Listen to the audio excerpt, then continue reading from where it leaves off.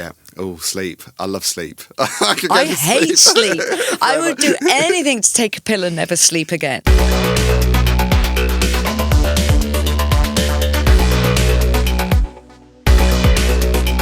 Toyah Willcox, fantastic to see you. Hey, good to see you too. How are you? I'm really good, thank you. Now, we've got the album on the desk there, which you've just put on the table. I have to say, gorgeous, because the colours of this. It's very crimson. It's in the court of the Crimson Queen. We started writing it 10 years ago, and we slowly drip-fed it to the fans as we toured constantly. And so what happened, the only way I can explain this, because if people know nothing about me, I was 60 on May the 18th last year, and the fans downloaded me to #1 in the charts. And that was really quite extraordinary because I'm an unsigned artist. So this meant that people suddenly pricked up their ears and said, oh, and we got offered a recording contract, and we said we want to make this in the court of the Crimson Queen, how we originally wanted it to be, but with a bit of a budget. So we added drums, we added bass, remixed, remastered, and we added 5 new tracks. So this album has already had an extraordinary life. It was only available to the fans, but virtually every track on the album has been in the musical version of Crime and Punishment. Oh, yeah, I saw that. Did you? It was great. Oh, thank you. At the Scoop Theatre 4 years ago. And some of the tracks have been in movies. So we've now had the chance, thanks to a record deal, to group it together, repackage it. So I'd say for anyone out there who knows nothing about me, this is actually a sparkly new album. Yeah, because you've got a lot of new tracks on there as well. 5 new tracks. Yeah. What I love about it, though, but particularly, it seems really current still, even though it was recorded, first time round over 10 years ago. But there's some tracks on here which seem almost like a reaction to what's going on politically in the UK and the US. I just want to read through some of these titles. There's Hyperventilate, there's Heal Ourselves, Bad Man. Well, we sat down to re-listen to the album about 6 months ago, and we thought, this is not a bad album. It still, like you said, feels very current. Yeah. Simon Darlow, my co-writer, and I, and by the way, Simon plays everything on the album, we thought, now, this deserves a commercial worldwide release. Let's go with it. Let's add some fairy dust and the new tracks and just treat it as a new release. So because of the history of time to write it and complete it, it is commenting on things that have been going on for many, many years. So when we started writing this, there was plenty of unrest in the world. There was plenty of things going on far away in other countries that none of us want to have happening.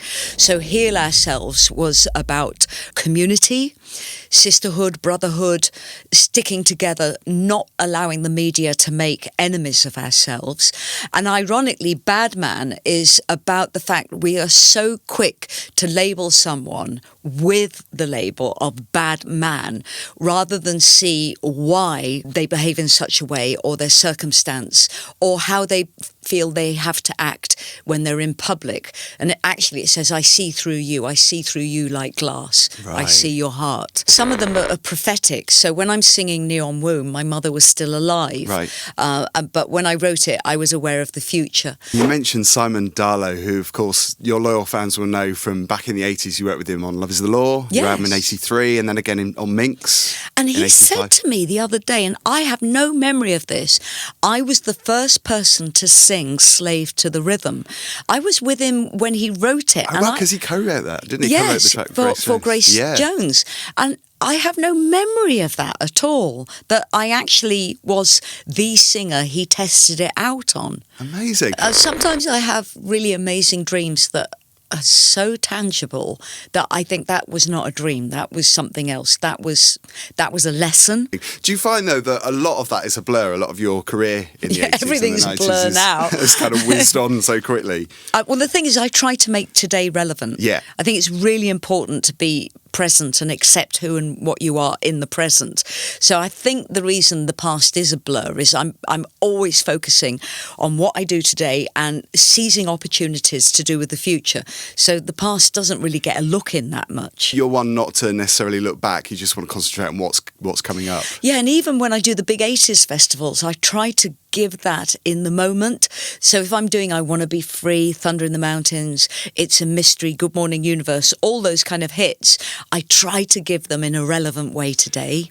Because we know you've touched on the anniversaries of your previous albums, The Changeling, you did the anniversaries for those. You've got the 35th anniversary for Minx coming up. Oh, really? Thank you. Not too long. It was 2 years or something. It was 85 when that came out. Yeah, we're trying. We're asking the record company to give me that back at the moment. A lot of record companies own stuff that they're not active with, and we believe it as artists. It's our human rights to ask for it back. Well, it's your work, isn't it? It's my work. It's my identity. So we are actually focusing on Minx and trying to get it back, which means I could do an awful lot with it. Oh my God, yeah, because you've had a lot of problems with Safari Records. Of course, that was the label that you were signed to right back in the late 70s. Yeah, when you say problems, I think basically at the moment I'm being ghosted by them. Right. That's because I won't go away. Yes, it's just one of those things. It's a phenomenally successful back catalogue, so I want to nurture it and mother it. Absolutely, it's your roots though as well, isn't it? It's my roots. Yeah. And I think Sheep Farming and Barnet is such an important album. Blue Meaning, really important album. They're so original, they're so quirky, and they still sound fresh. They really deserve their place with the younger generations.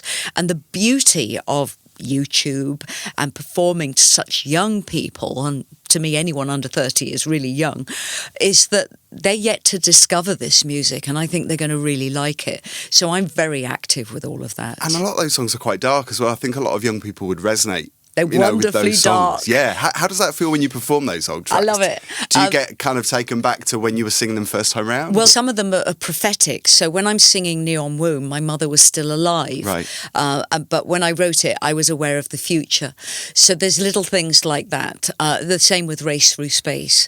They're all about grief before the grief actually was there in the world. Yeah. And it's a common theme on in the Court of the Crimson Queen. It's how grief makes us better people. It makes us stronger. It makes our love stronger. It makes our hearts stronger, because you have to reach out further to find those that you love. So for me, that's a very powerful message. And proving again that you always want to look forward as well. Oh, yeah. Seeing the future. With your songs, with your songwriting. I find that quite a romantic thing to do. For me, the future is a bed of roses. Because you've always written songs in the past, maybe inspired by your dreams. Is that still the case now, or do you get your songs inspired by what's going on in the real life? Yeah, sometimes I have really amazing dreams that are so tangible that I think that was not a dream. That was something else. That was a lesson. So I always take those particularly seriously. At the moment, I'm dreaming a lot about tidal waves. Ooh. And they're in the most bizarre places. I live on the River Avon, and I keep dreaming about tidal waves coming down the River Avon. Terrifying. Well, my husband says that it's actually being enwrapped in a spiritual experience, that water is our connected spirituality as mankind. And I think, well, that's a nice way to look at it. We do flood a lot there. And when we do flood, it's very cold water. So I'm kind of, keeping the positive and the negative in equal balance there. The yin yang. But in answer to your question, I take dreams quite seriously, because I've learned that sometimes they're telling you something that you need to be aware of. Well, that's it, isn't it? Dreams, I suppose, are a link to reality, because it's bouncing back off reality. And in some cultures, dreams are believed to be the real work we do. Yeah. So I often wonder why on earth do we sleep so much of our lives? Well, go and ask some native Aboriginal in Australia. They'll tell you that's when you do your real work. Yeah. Oh, sleep. I love sleep. I hate sleep. I would do anything to take a pill and never sleep again. Do you still suffer with insomnia? It's terrible, before, yeah. Wasn't it? And people get so annoyed with me because I'm pinging out emails all hours of the night. I only achieve deep sleep between 7 and 10 in the morning. It's something that I've experienced more so recently, is that I've not been able to sleep. Is it the creative brain? Is it because you just want to keep producing content? I think those people that can use it creatively are very, very lucky. Kate Bush, I think, does most of her creative writing We'll come on to through her. the night. Yeah. So I can't be that creative. I can be very functional. I can do all the mundane in the office, but to sit down and write a song at 2 a.m, that's not going to happen with me. I'm very tomboy. I definitely have a masculine soul. It is a very small world, Toyah, because the video for Sensational, one of the tracks on the album, was directed by Dean Stockings. Yes. Your photographer as well. He also works with Boy George. Yeah. And Boy George, I seem to remember, was in your documentary because you're I assume you're still Mayhem. friends. Yeah, Battersea. Boy George very kindly tweeted the link to the video, so he's been very supportive. Yeah. Yeah. Do you see him much now? We talk more than we see each other because Dean now works with Boy George full time. Right. So I get to hear a lot about what both of them are up to. I know Boy George wants to do an album with me. We're not sure when we can fit it in. Wow. And Boy George wants to write and produce it, which would be interesting from my point of view as a writer. But I never say never, and I think let's see what happens. The reason I asked you that question is because I was at Battersea Dogs Home just the other day. Yeah. And I know that was very close to where you used to live. Oh, I was across the road. Yeah. They've knocked Mayhem. it down now. Oh, have they? Yeah, Mayhem's gone. Oh, what a shame. And there was a petition to save it and give it a heritage plaque. But no, it's gone. I think it's flats now. Because that features in the documentary. Is that something you've seen recently, that documentary? I that was love made that TV? documentary. I'd love to own it. I could do a lot with that. I think it was directed by Graham Moore. I am so grateful because that is turned everything around for me.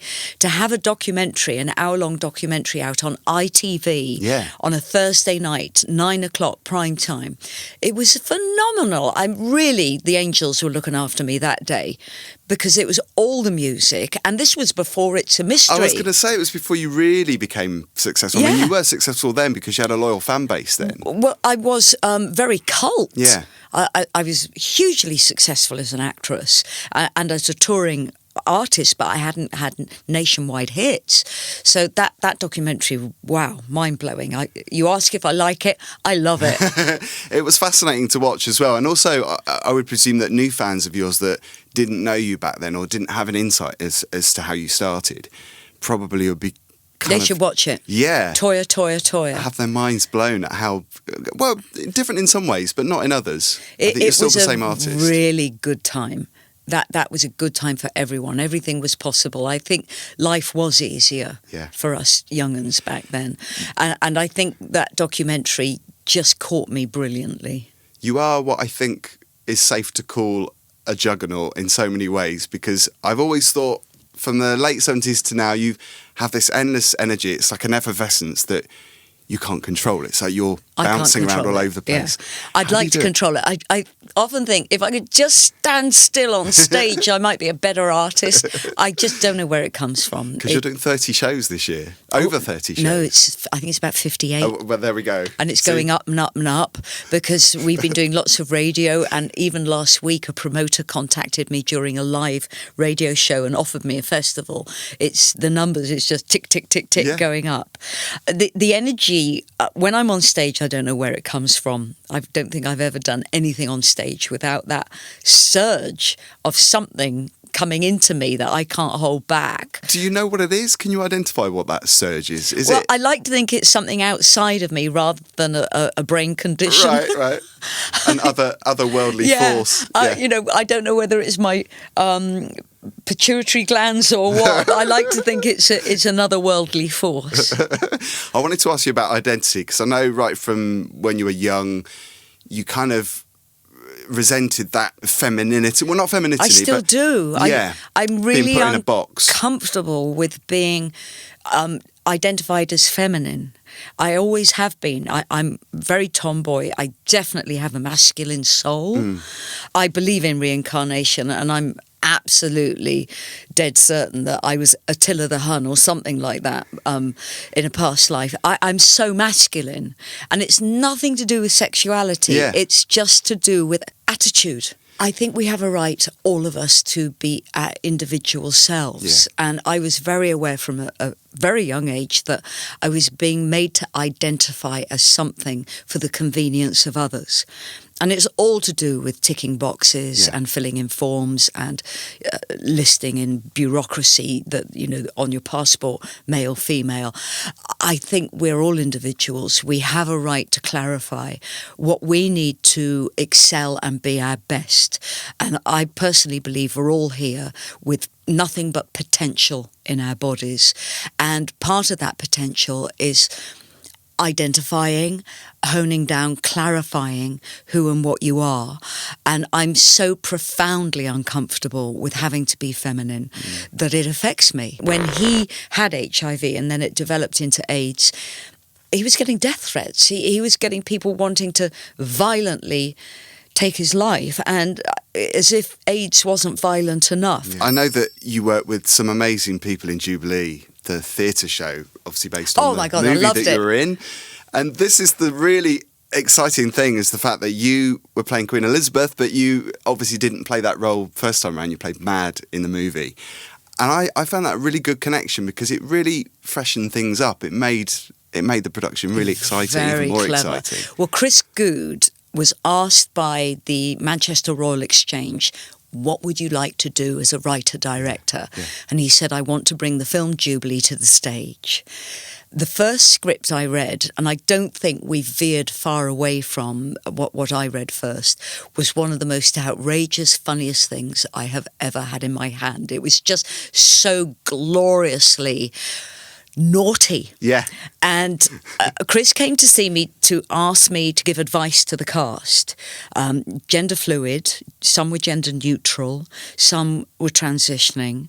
And he said, could I give them advice about what it was like to be a punk rocker back then, which was very much gender orientated. And I said, yeah, I'd happily do it. And I said, can I be in it? And he said, I thought I wanted you to ask that. So I just jumped on that. And what a glorious cast. Yeah, these are people that had such a rich life experience as well, and that's perfect for the role, It's isn't just it? brilliantly cast. Yeah. Every single person in that play had a message, have a message. They're all activists. They're all sexual politic activists. They're all gender activists. They're political activists. And for me, being a good 40 years older than most of them, I had to learn a new language. I had to stop saying, come on, guys, let's go for lunch. They were they, them, us, it. Words that I would have considered rude 40 years ago to address someone by. So I was continually having to learn to respect what they wanted, and I was very happy to do that. And at the same time, I was going against 60 years of programming. So that's a challenge for you as well. Huge challenge, but one that I loved. I'm very grateful to have met these wonderful people who work very hard. They earn a lot less than I used to earn when I was their age. And I really appreciated how they struggled, and they still had huge hearts and huge ambitions, but they were still living in a world that was less just than the world I was in at that age. And I feel very passionately for them and their talent, and that they get what they deserve in life, and they deserve everything. And they got Derek Jarman's outlook as well. Yeah. Yeah. And that was very important because Derek, like most men of his persuasion back then, suffered a lot. He suffered a lot of physical violence and verbal violence, and he had a really horrible death. And luckily, people aren't quite dying like that from the AIDS virus now. But for Derek, it was so frightening. When he had HIV and then it developed into AIDS, he was getting death threats. He was getting people wanting to violently take his life, and as if AIDS wasn't violent enough. So it was a remarkable experience to be with these young people and to be able to share my story with them, and them to be able to share their present day story with me. Now, you mentioned Kate Bush. Yes. You've always been a fan, as have I. I first saw you. Actually, you were the first artist that I ever saw live in 1982. Wow. It was the Warrior Rock Show. Yeah. At the Hammersmith, as it was then, the Odeon, now the Apollo. Kate Bush played there a few years ago. Yeah. How long ago was it? I think it was 2014. Okay. It doesn't feel like I know. that. I know. I went on the 11th of September. She invited me to come and see it. What an incredible show! Yeah, it's one of the best things I've ever seen. Yeah. And what I loved about it was you really felt nothing but love in the room. Yeah, that was extraordinary. And when she walked on in that really almost, I think the word is sardonic pace. She was just so relaxed. I mean, I'd run on, but she had everyone follow behind her. It was beautiful. The sound was incredible. I've got the hairs on the back of my neck up. Yeah, just remembering her voice it. I was lucky enough to incredible. see it twice. And the second time I was upstairs. Yeah. And I kind of saw the whole stage, but the first time I was right by the stage, and it was, I couldn't walk afterwards. It was a really bizarre thing. I couldn't speak. Wow. I couldn't walk. I was just dumbfounded. I was just by very the whole happy thing. for her. I went backstage after to speak to her and be with her for a bit. And it's funny, the success of it didn't seem to have touched her. She was just Kate, and very humble. Yeah, very incredibly humble. I don't even know. She used to bring Bertie to my house before anyone knew Bertie existed. So my father used to take them both out on his boat on the River Avon. Wow. And I loved him in the show as well. he was great. Yeah. He's a remarkable man, very, very intelligent, as you'd expect. But I'm always blown away about how humble Kate is, because she's a goddess. That's what makes her more appealing as an artist, Yeah. I think. There's no ego, or not much of it. I suppose you've got to have a certain amount of ego to I do don't what you think do. there but- is ego. I think she's incredibly clever like that. There's incredible knowledge, very hard work, but I don't think there's ego. But she is very protective of her work. Yeah. I know you're a big horror fan as well. Oh, huge horror fan. I've just seen Us, which was quite disturbing. Haven't seen that yet. Because a lot of modern films aren't as disturbing as they used to be, I don't think. Oh, well, you must see the house that Jack built. Oh, I haven't Tears seen that. von Yeah, I've La. heard Lars von Trier, is it? Oh, yeah, I always get the I name. know, yeah. It is genuinely shocking. Matt Quite Dillon violent. is mind-blowing. Everyone is mind-blowing in it. And what I love about it, it's one of the first films I've seen other than It, which was enjoyably Oh, that was shocking. amazing, yeah.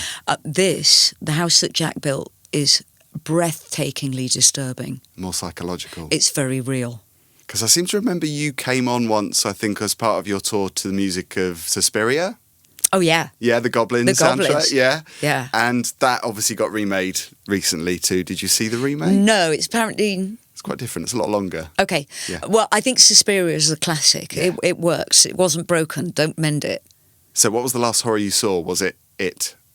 Or The House That Jack Built? Oh, no. I watch horror all the time. Pywit or something is on my desk at the moment to watch. You've really got me there. Oh, I think the remake of Halloween was the last one. Oh, yeah, that was great, yeah. I was so buzzing about that because it was my favourite all-time film. But again, it originally. didn't want to offend. No, I it was think the quite remake was sanitised. very sanitised. Yeah. Are you still scared by stuff now when you watch horror? Yes. Yeah. Anything to do with demonic possession, really, God, I can't really watch. Yeah. It's too suggestive for me. It taps in, doesn't it? It taps into in. the psyche. Listen, Toyah, it's been fantastic to see you. I wish you all the best with the album. In the Court, The Crimson Queen. Thank you. Gorgeous packaging. I mean, it's gatefold, 2 CD. Your 2 CD. Something for the fans, something for And the new fans. the vinyl is bright cerise pink. For Record Store Day. I think it brings back the excitement of buying music, doesn't it? Well, vinyl, I think, is saving the music business at the moment. Yeah. It's the biggest seller. When we announced the vinyl, I went straight to #1 in the pre-order charts across the board. So it just shows how popular vinyl is. Some serious air punching going on there. Yeah. Yeah. Good to see you, Toyah. Thank you All the so best. much. Thank you. See you soon.